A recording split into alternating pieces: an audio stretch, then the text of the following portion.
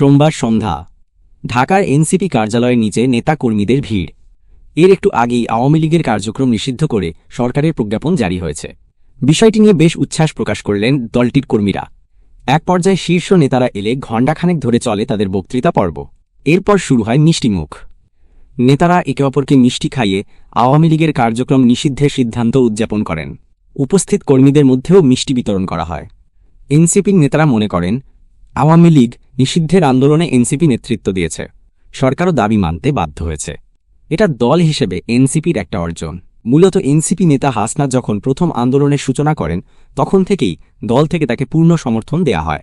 দলের শীর্ষ নেতারা সরাসরি গিয়ে আন্দোলনে অংশ নেন।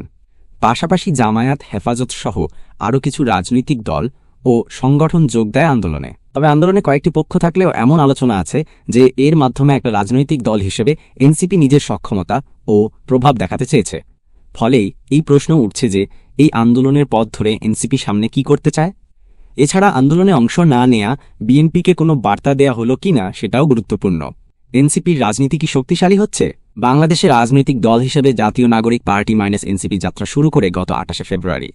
সেদিন ঢাকার মানিক মিয়া এভিনিউতে বেশ ঘটা করে আত্মপ্রকাশ ঘটে দলটির। কিন্তু এরপর দল হিসাবে এনসিপি সেভাবে কোনো চমক দেখাতে পারেনি। সাংগঠনিক শক্তি, দক্ষতা, নেতৃত্বের ঐক্য, রাজনৈতিক কৌশল, এমনকি কাজে কর্মে দলটি কতটা পরিপক্কতা দেখাতে পারছে তা নিয়েও প্রশ্ন ওঠে। দল গঠনের আগেই নেতৃত্বের দ্বন্দ্ব দেখা দিয়েছিল। দল গঠনের পরও শুরুতেই দলের অভ্যন্তরীণ দ্বন্দ্ব ও নেতাদের মধ্যে সমন্বয়হীনতা প্রকাশ্যে চলে আসে। দলটির কোনো নেতার গাড়িবহর নিয়ে বিশাল মিছিলের পর নেতাদের খরচ করা অর্থের উৎস নিয়ে প্রশ্ন তুলতে দেখা যায় অনেককেই। এই সময় দলটি তাদের নিজস্ব রাজনীতি নিয়ে জনগণের সামনে সেভাবে হাজির হতে পারেনি। ফলে দলের ভবিষ্যৎ নিয়ে প্রশ্ন ওঠে। বিশেষ করে গেল কয়েক মাসে নির্বাচন ও সংস্কার নিয়ে বিএনপি জামায়াতের যে নিজস্ব রাজনীতি, তার বাইরে এনসিপির বক্তব্য কখনই রাজনীতির মূল আলোচ্য বিষয় হয়ে উঠতে পারেনি। গণপরিষদ নির্বাচন কিংবা নতুন সংবিধানের বক্তব্য অনেকটা চাপা পড়ে যায়। এমন প্রেক্ষাপটে আওয়ামী লীগ নিষিদ্ধের আন্দোলন, সেই আন্দোলনের দাবি আদায় এবং আন্দোলনে বিভিন্ন দলকে পক্ষে আনতে পারা স্বস্তি দিচ্ছে এনসিপি নেতাদের। এর মাধ্যমে দলের রাজনৈতিক অবস্থান শক্তিশালী হয়েছে এমন মূল্যায়ন পাওয়া যাচ্ছে দলটির ভেতরে। এই আন্দোলনের মাধ্যমে বলতে পারেন এনসিপি একটা দল হিসেবে মাঠে ভালোভাবে ভূমিকা রাখার কার্যক্রমটা শুরু করতে পারল।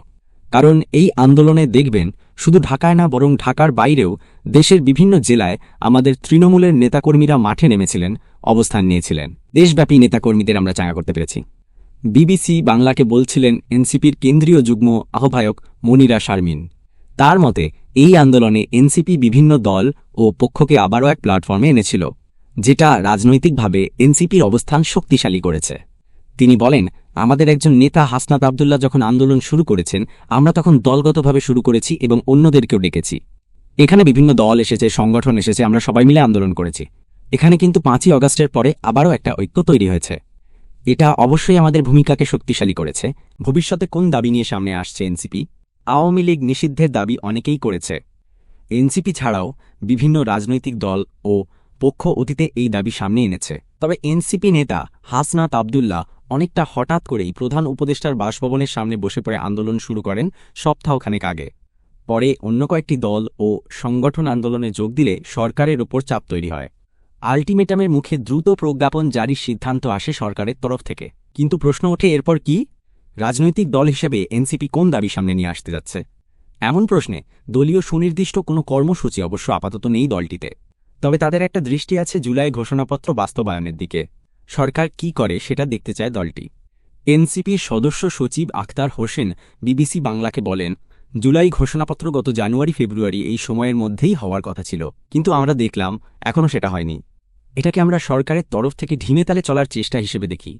অভ্যুত্থানের এতদিন পরও অভ্যুত্থানকে অস্বীকৃত অবস্থায় রাখার কোনো মানে নেই।